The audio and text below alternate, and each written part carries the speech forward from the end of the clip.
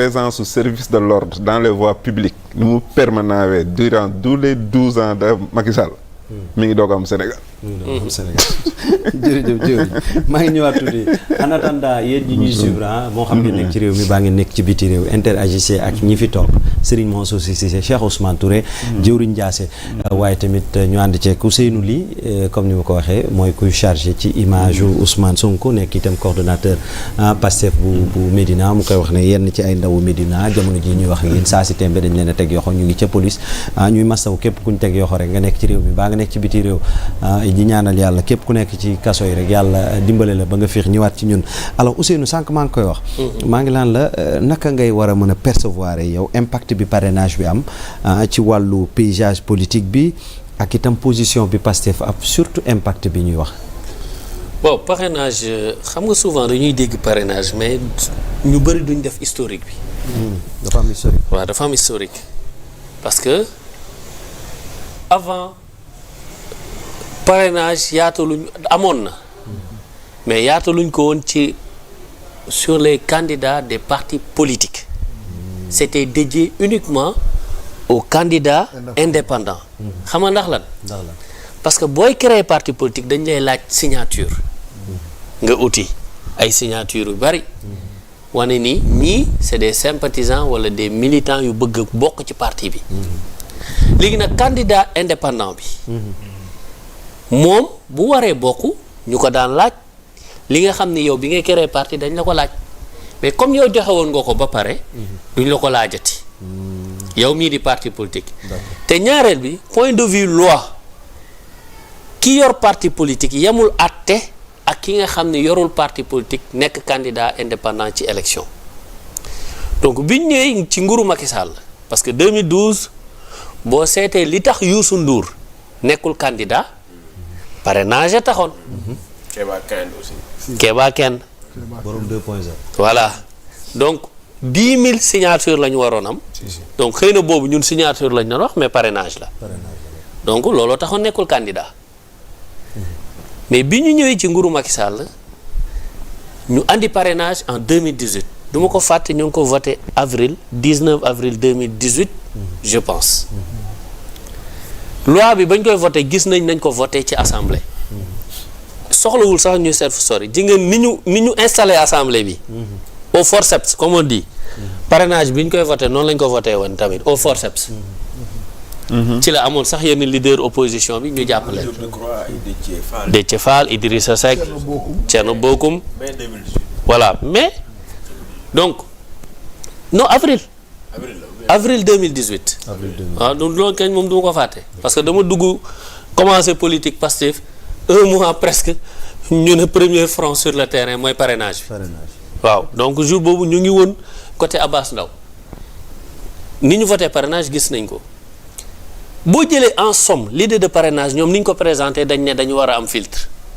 waaw d'accord nañ parce que. élection responsabilité la. njiit responsabilité la. su fekkee ni nit ñi dañu yaakaar ni ab fola boo ko jug rek toll ni man wala mel ni man rek ne acca utali naa dama bëgg a doon. parce que am na ñoo xamante ni laaj réew mi moo leen ñor. mais am na ñoo xamante ni defar seen bopp ci laaj réew mi moo leen ñor. seen business la ñuy préserver. tu vois donc loolu war nañ teg ay garde-fou su ko nit ñi xamalul seen bopp da nga leen di utal garde-fou loolu d'accord nañ mais parrainage bi ni ñu ko tegee c'était beaucoup de problèmes imposé ko. et foofu dafa am benn affaire bu génn ci nguuru Macky Sall mooy xamuñu waxtaan toujours la notion de la force toujours la notion de la loi toujours la notion de la puissance publique ñoo yor doole ñoo yor majorité amul dara ko ñuy tere def lii. mais non ñoom dañuy dialogue. fan dialogue fan dialogue. waxtaan. non mais yow mën nga évaluer exhaustivement lan la dialogue apporté. xanaa au moins ci dernière élection locale yi où on a désigné de bonne foi pour une bonne fois la méthode d'élection du maire au suffrage universel. Contrairement à ce qu'on avait connu. loolu nangu naa dialogue ko andi. mais dialogue yooyu bokkut ak dialogue yi ñuy def. woote ko palais de la République.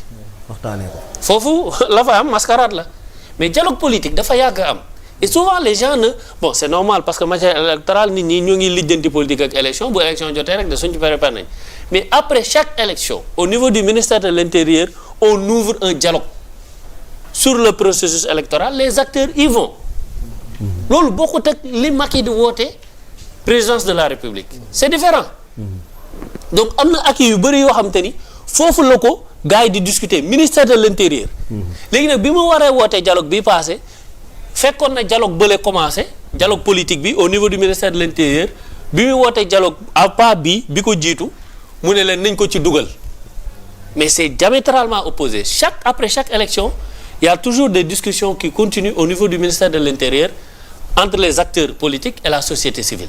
D'accord. loolu moom ku renseigné ñëw di nga ko xam donc mais loolu ni ñu andee parrainage bi déjà personne ne peut l'oublier léegi soo andee dara parce que je rappelle que après l'élection présidentielle de 2019 certains avaient attaqué le parrainage au niveau de la Cour de justice de la CEDEAO. Oui. Qu'est-ce que la Cour avait dit dafa ne parrainage bi esprit bi ñu ko tënkee dafay violer benn principe fondamental mooy la liberté de participer à des élections donc nañu xoolaat parrainage bi certains sont allés plus loin disant que non dañ ne nañ supprimer parrainage bi non dañ ne nañu revoiraat parrainage bi mais si soo demee comme xam nga nit ku ne dafa am bonne foi bëgg a defar yow soo nee da ngay defar nga gis ne lii ngay defar andi nay rëkk-rëkk sa warugar mooy da ngay toog woo ñu ko sekk ne leen man kat bi may def esprit bii laa amoon comme dans la mise en œuvre am nay jafe-jafe lan ngeen xalaat mais donc li CEDEAO wax defuñu réforme boobu ci parrainage bi xam nga lan lañ dugal ci parrainage bi cette fois-ci dire que ni parce que avant c'était 0,8 à 1% du fichier général des élections cette fois ñu wàññi ko yóbbu ko entre 0,6 à 0,8% du fichier général des électeurs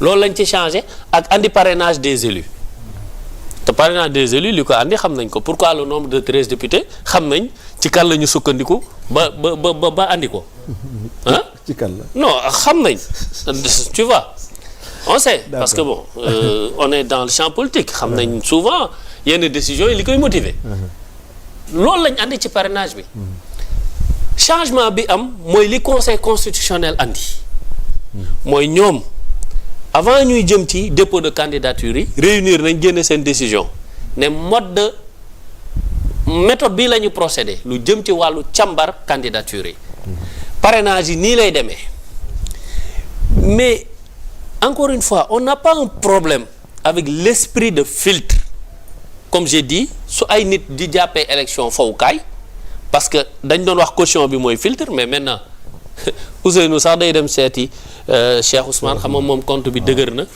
donc ma ne ko sawaay bindal ma mbir rek su ko defee mu bindal ma 30 millions ma dem donc contrôler filtre bi donc loolu doyatul ci filtre léegi mën nañ am beneen filtre mais filtre bi nga war a am mais yéen ban ngeen compte da nga ko war a waxtaan ak nit ñi jël avis wu ñëpp c'est pas parce que on est majoritaire que forcément ñun ñoo fi ëpp rek loolu la ñuy def sinon kon tu biaises l'esprit de ton travail liñ ci changé wax naa la ko mooy élu yi ak wàññi pourcentage bi 0,6 à 0,8 mais ñun ce qui s'est passé mooy la dañ ne woon méthode bi ñu changé ni c'était pour daw coow mais qu'est-ce qui s'est passé ñaata candidat tey ñoo jàll conseil constitutionnel ci commission de contrôle des parrainages génn wax problème mu doublon yi wax problème mu ni ñu rejet yi pour non conformité au fichier électoral ñun suñu ay nit def nañ ci sortie nos ingénieurs nos techniciens experts IT yi nga xam ne ñooy gérer tout ce qui est IT ci suñu projet. D'accord. génn nañ wane que bi ñu demee ñun.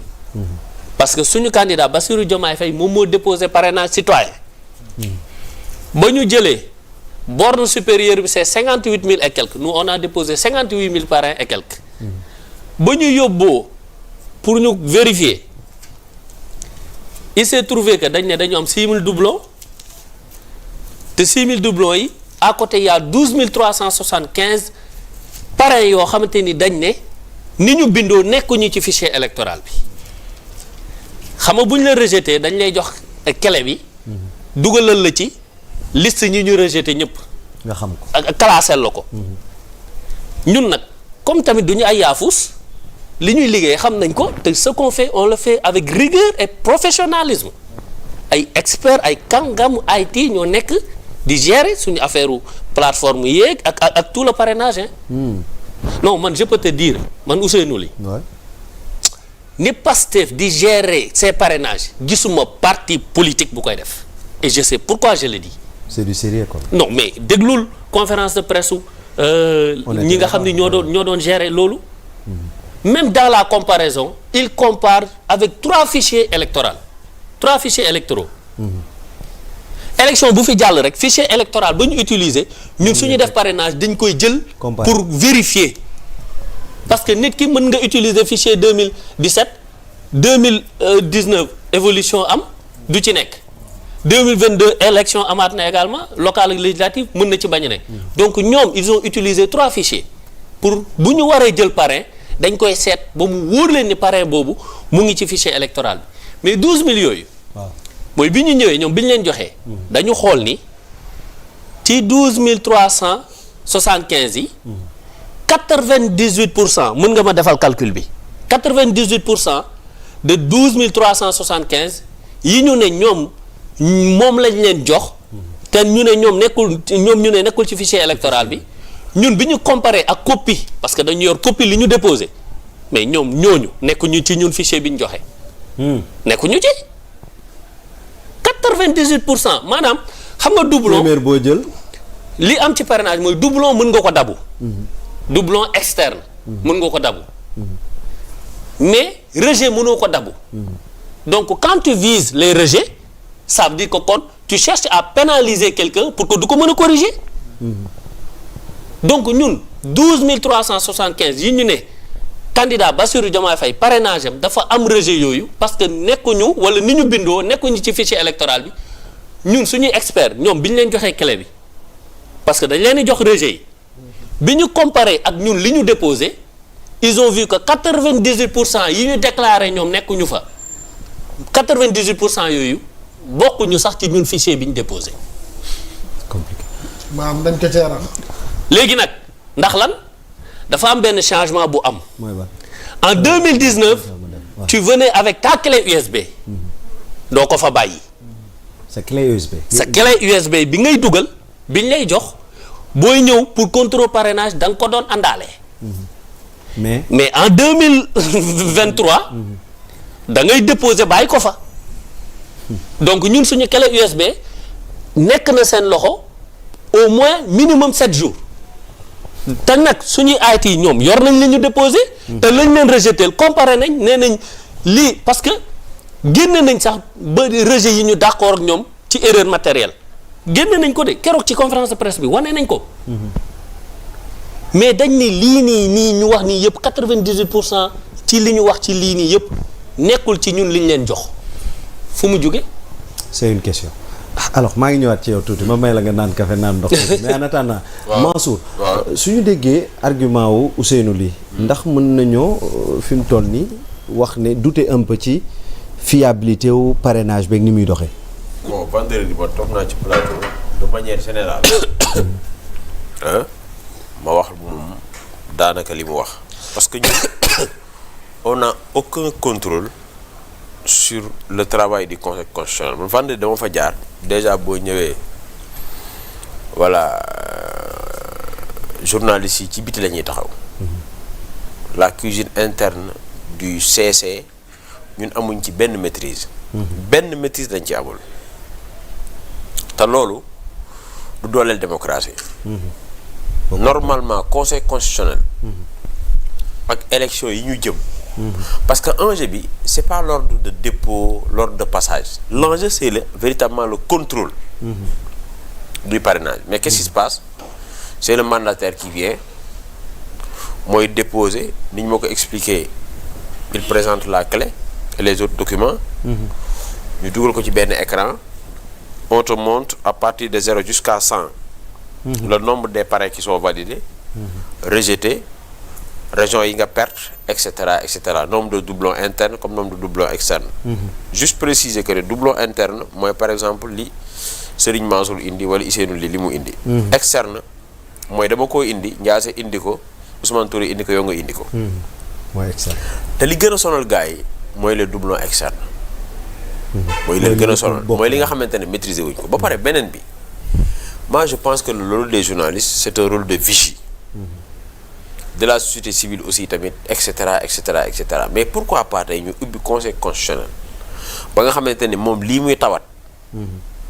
ay inquiétudes la ba pare c'est des inquiétudes qui sont totalement normales. En fait c'est légitime, c'est normal. Parce que ay nit mënuñu parce que tey moi j'ai l'habitude de dire que ni le parrainage c'est le CMC qui l'a fait c'est-à-dire c'est le cercle militant convaincu moo koy def. mais parce que amuñu problème boobu dañu wax dëgg quoi mais ku mën a ñëw def partage de connexion. boole la ci loo xamante ne bokkoo ci woon nga nekk député nekk maire mais kooku bu jógee pour parrainage mais war tax mën a am problème. ci yoon nañ waxante dëgg quoi c'est-à-dire Bassirou Diomaye Faye je pense qu'il a fait sur 14 régions il a fait les 10 régions. mais warul mën a am problème mu borne supérieure comme ay borne inférieure c'est-à-dire les 44 000. et les 58 000 je pense que c'est ça. On a déposé 15 régions. 15 régions. 15 c'est-à-dire 14 régions. waaw et plus la diaspora. boo seetloo ci candidats yi ñi ko fi déposé. dañ leen di compter. non loolu moom bu nekkee loolu ngeen déposé parce que man information yi ma amoon mooy vous avez fait les 10 régions. non c'est-à-dire quand tu déposes. tu sélectionnes say régions su la neexee nga yem yaa xam. l'essentiel. mais on a couvert. waaw les 14 régions et la diaspora. léegi nag dans la validation on nous a dit qu'on a validé 9 régions. man 10 sax laa amoon. waaw bon man li ma gis. on a validé 9 régions. et le minimum de régions à valider c'est 7 régions. c'est 7. donc on a validé les 9. waaw minimum. mais léegi problème bi. ah non excuse-moi. non allez-y. non mais c'est bien. problème bi mooy. doublon yi. mën nga ko dabbu. mais problème bi c'est les 12 375. parce que bu ñu rejeté mënatoo ko dabbu. doublon mën nga ko dabbu. mais rejet moom mënoo ko. mais rejet mënoo ko. d'accord.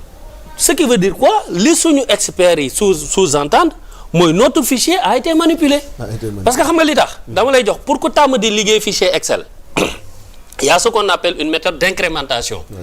mooy par exemple ligne bi su nekkee 100 lignes. 100 lignes colonne yëpp nga remplir ko man su ma bëggee changer ndoo 100 lignes yëpp damay dugal benn ligne rek incrémenté. mooy c'est donc lignes yi ci topp yëpp day changer. donc dafa am ay lignes yoo xamante ni biñ nañ ko joxe suñu expert dañu gis ni lii incrémentation la. mooy maanaam dañuy dugal turu ji bi rek incrémenté donc ay jibi rek a ciy nekk. donc finalement doublon lay indi. nu andiw doublon rejet. te cartographie rejet yi ñett la. Dakar Ziguinchor et Sédhiou. pour Dakar problème yi fi ñu ko andi mooy discriminant. waaw c'est-à-dire que même c'est-à-dire xam nga souvent dama ko bind keroog nit ne ma non même cette manipulation n'est pas intelligente c'est pas intelligente mais suivre na benn logique ñoom à la base ñi ko def dañu am benn logique bu ñu suivre parce que quand tu vises Dakar Ziguinchor et Sédhiou xam nga bu baax fi nga viser parce que xam nga ñoom non c'est pas un choix anodin parce que xool nañ gis ni région yooyu ñaata parrain lañ fa yóbbu donc ñu jël ñetti régions yi non ñooy Sénégal. non pas tant xam nga boo déposé région bu nekk dañuy gis ñaata nga fa joxe. di nga am région yooyu privilégié dina am région yoo dul privilégié. léegi nag Dakar erreur yi dañ ko andi ci discriminant bi mooy. numéro de kii bi date d'expiration carte d'identité bi. soo demee Ziguinchor problème yi ci nom de famille yi la nekk. boo demee Sédhiou. ci erreur ci numéro d'identification nationale bi la. ci nekk ak bosam. donc maanaam experts yi génn na sax ba génne cartographie erreur yi yiñ ne ñun ñoo ko def te ñun bi ñu comparé nee naa la tur yi ñu joxe ak ñun tur yi ñu joxe sax bokkul. mas ñu bàyyi leen ko. donc man daal suspicion bi yëpp li ko waral. mooy lan mooy le conseil constitutionnel quand même est enveloppé véritablement.